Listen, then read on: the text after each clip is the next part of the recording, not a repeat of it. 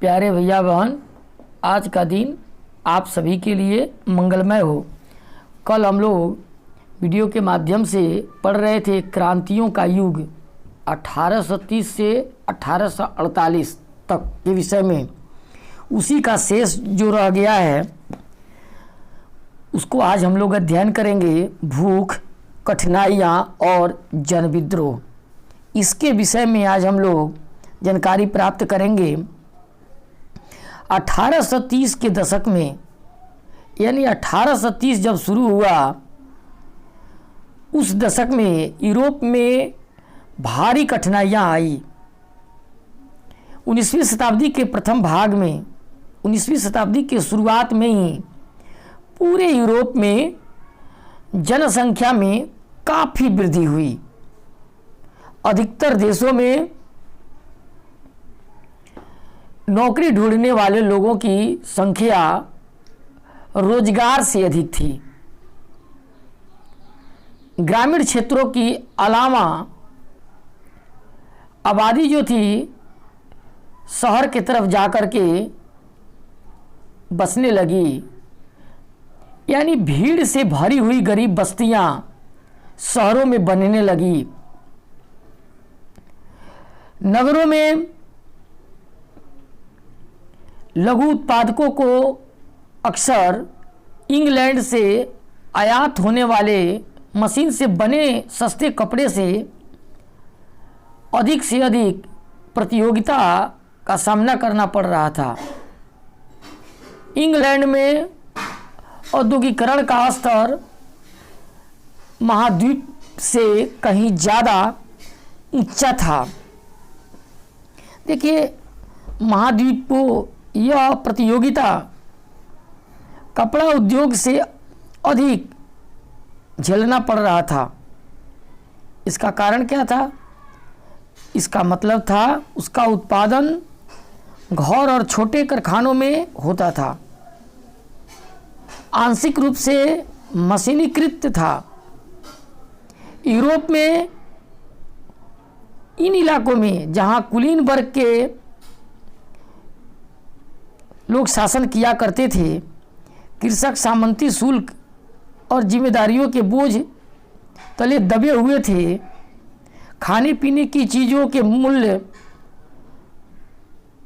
के बढ़ने, फसल के खराब होने और गांव में अधिक गरीबी फैली हुई थी।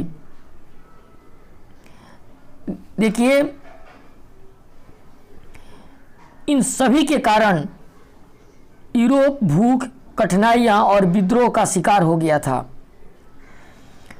1830 के क्रांति के बीच में स्त्री और पुरुषों ने संवैधानिक सुधारों के साथ साथ राष्ट्रीय एकता पर अधिक बल दिया, अधिक जोर दिया। फ्रांस में जब 1848 ईस्वी की क्रांति हुई तो वहाँ के शासक लुई फिलिप को अपनी गद्दी छोड़ करके भाग जाना पड़ा, और जिसके कारण वहाँ लोकतंत्र, गणतंत्र की स्थापना हो गई। फ्रांस में होने वाली इस सफलता ने यूरोप के अन्य देश कि जो उदारवादियों को निरंकुशवाद और प्रजातंत्र के विरुद्ध में लोगों को संघर्ष करने के लिए भड़काया। फिर क्या हुआ? हर जगह, चाहे वो जर्मनी हो, इटली हो, पोलैंड हो, ऑस्ट्रिया हो, हंगरी हो, लोगों ने राष्ट्र और राज्यों की स्थापना करने लगे। प्रजातंत्र के नियमों पर आधारित संविधान, समाचार पत्रों की स्वतंत्रता और संघ बनाने की स्वतंत्रता के लिए संघर्ष का काम शुरू हो गया। इससे क्या हुआ? 1845 में सिलेसिया में बुनकरों ने ठेकेदारों के खिलाफ में विद्रोह कर दिया, जो कच्चे माल देकर और पक्के या निर्मित कपड़े लेते थे। उनके विरोध में। दाम बहुत कम थे। पत्रकार विल्हेम वोल्फ ने सिलेसिया के एक गांव की घटना को अपने शब्दों में बताया है। उन्होंने कहा है कि गांव में लगभग 18,000 आबादी थी। सूती कपड़ा बुनने का व्यवसाय सबसे अधिक था। श्रमिकों की हालत बहुत खराब थी। काम के लिए लोग एकदम बेताब थे, बेचैन थे। लोगों का फ़ायदा उठाकर जो ठेकेदार थे वो निर्मित या बनवाए जाने वाले कपड़े की कीमत गिरा दी। इससे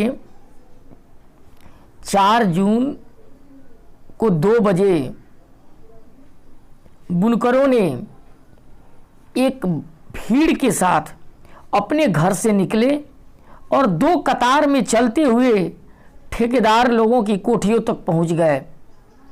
वहाँ ज़्यादातर मजदूरों की मांग मजदूरी की थी।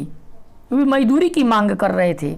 इसके साथ कभी घृणा का व्यवहार किया गया तो कभी धमकियां उनके साथ दी गई। इसके बाद भीड़ घर में ज़बरदस्ती से घुसी और उनके घरों की चमचमाती खिड़की, उनके फर्नीचर, चीनी मिट्टी की बनी नसीब चीज़ें तोड़ फोड़ कर डाली। अन्य चीज़ों को भी बर्बाद किया। देखिए, एक दूसरा गुट ने भंडार गृह में घुस करके कपड़े के भंडार को लूट लिया, उसे फाड़ फाड़ करके फेंक दिया। ठेकेदार अपने परिवार के साथ पड़ोस के गांव में भाग गए और जाकर अपने परिवार और अपने जान बचाई। ऐसे व्यक्ति को उस गांव ने शरण देने से भी इनकार कर दिया था कि नहीं, ऐसे लोगों को शरण नहीं देना चाहिए।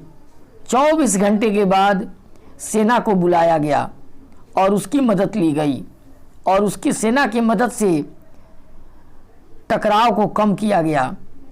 इससे 11 बुनकर को गोली मार दी गई, तब जाकर के यह भीड़ जो है रुकी। तो ऐसे स्थिति में भूख, कठिनाई और जन विद्रोह पैदा हुआ। तो आज के लिए इतना ही। धन्यवाद।